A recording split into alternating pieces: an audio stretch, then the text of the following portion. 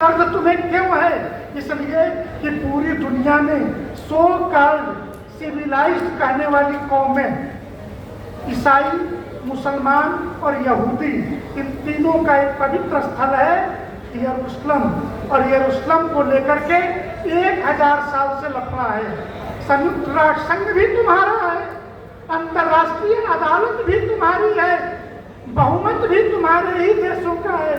हिंदू राष्ट्र के नाम से कोई देश नहीं, लेकिन हमने नरेंद्र मोदी के शासनकाल में भारत के उच्चतम न्यायालय के अंदर सुप्रीम कोर्ट के संविधान बेंच के सर्वसम्मत फैसले से श्री राम जन्मभूमि का मसला हल कर दिया।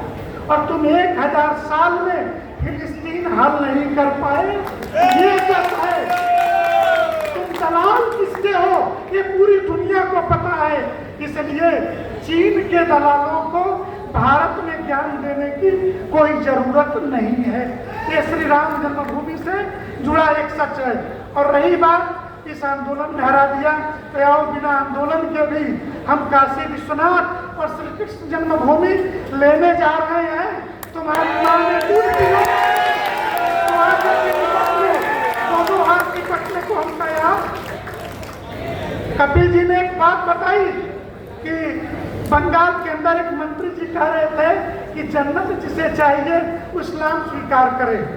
मैं उस मुसलमान मूर्ख मंत्री से इतना ही कहना चाहूंगा कि किसी स्त्री की कोख में इस्लामिक मुसलमान या ईसाई पैदा करने की सामर्थ्य नहीं है। परमात्मा स्त्री की कोख में जिस संतान को भेजता है वो प्राकृतिक रूप से हिंदू है।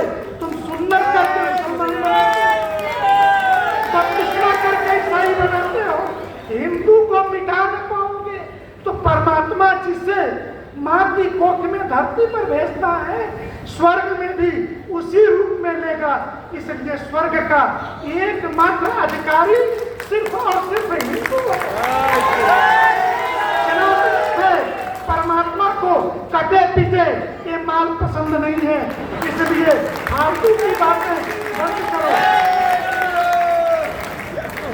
और इस्लाम ही तो कहता है कि ये जितने कब्रिस्तान में गए हैं कयामत के दिन गड़े मुर्दे खड़े होंगे, सबके हिसाब होंगे। तभी तो कयामत कब आएगी, इनके गड़े मुर्दे कब खड़े होंगे, इनके हिसाब कब होंगे, ये जन्नत कब देंगे। इसलिए स्वर्ग को जन्नत बना करके रखने, इस धरती को स्वर्ग बना के रखने का अगर सुख है, लेना है तो सनातनी बन करके रहो। इसी में दुनिया की भलाई है। अगर इनको इस्लाम इतना ही अमन पसंद दिखता है तो सीरिया, इराक, ईरान, फिलिस्तीन ये आपस में लड़ भिड़ क्यों रहे हैं? अफगानिस्तान, पाकिस्तान सभी भिड़े पड़े क्यों हैं? इसलिए हिंदुओं को ये कोरा ज्ञान मत दो। और अब हम सुनने के लिए तैयार नहीं हैं। हिंदू समाज को हिंसक कहने वाले और सनातन उन्मूलन के अभियान चलाने वाले राहुल जी, आपसे एक छोटा सा सवाल। हम ये ठीक से जानते हैं तुम हिंदू नहीं हो। जय श्री राम। बात कही थी कि मंदिर लड़कियां छेड़ने के लिए जाती, ये तुम्हारा ही बयान था। सोमनाथ के मंदिर में अहमद पटेल के साथ तुमने जब एंट्री की थी तब भी तुमने गैर हिंदू के कॉलम में साइन किया था, तुमने हिंदू के कॉलम में साइन नहीं किया था। इसलिए इस देश के हिंदू समाज को यह भ्रम नहीं है कि तुम हिंदू नहीं हो।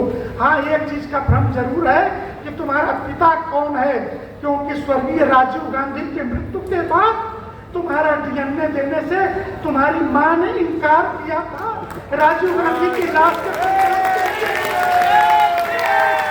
इसलिए देश को यह बताना होगा, देश यह जानना चाहता है कि वास्तव में तुम्हारा पिता कौन है। क्योंकि गीता के दूसरे अध्याय में ही भगवान श्री कृष्ण ने कहा है कि वर्ण संकर संतान कुल का ही नहीं राज्य का और राष्ट्र का भी, समाज का भी नाश कर देता है। किन वर्ण संकर संतानों के बारे में भी देश को जानने का पूरा हक है। एक शब्द चला बीच के दिनों में राजनीतिक रूप से कि हम नफरत के बाजार में मोहब्बत की दुकान खोल रहे हैं। कि राजनीति में ये शब्द खूब चलाया गया और बताया गया कि हिंदू हिंसक है, हम मोहब्बत की दुकान खोल रहे हैं। तो मैं एक भागवत से जुड़ा हुआ प्रसंग है, सामान्य प्रचलन में है, संतों के मुख से सुना है कि जब उद्धव जी आए भगवान कृष्ण का संदेश लेकर के, तो उद्धव ने गोपियों से पूछा कि क्या तुम प्रेम का अर्थ जानती हो? तो गोपियों ने कहा, उद्धव जहाँ अर्थ होता है वहाँ प्रेम नहीं होता। अरे मोहब्बत अनकंडीशनल होती है, प्रेम में शर्त नहीं होती, प्रेम बिकता नहीं है, प्रेम बाजारू नहीं है।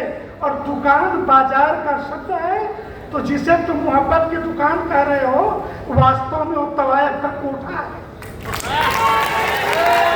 मोहब्बत कहीं बिकता नहीं है। और अगर मोहब्बत खरीदा बेचा जा रहा है, तो आई मैं हूँ दुल्हन एक रात की, तू है दूल्हा एक रात का। वो थाईलैंड से लेकर के मसाज केंद्रों पे बिकने वाले लोग हैं। अपने चरित्र को देखें, हिंदू समाज को गाली देने से पहले विचार करें कि अगर संतों की जुबान खुल गई तो तुम्हारे पूरे हिसाब। मैं इसलिए ये प्रत्युत्तर आज मैं ऑन रिकॉर्ड, कैमरे चल रहे हैं, ये इसलिए दे रहा हूं कि कोई उनको मैसेज पहुंचा दे कि हिंदू समाज ने अगर कोई बात दिल पे ले ली, हम हिंसक नहीं है, लेकिन एक द्रौपदी की आंचल की रक्षा करने के लिए 18 अक्षौहिणी की सेना का वध करना भी हमारा स्वभाव। एक सीता के शील की रक्षा के लिए समुद्र पर पुल बना करके लंका को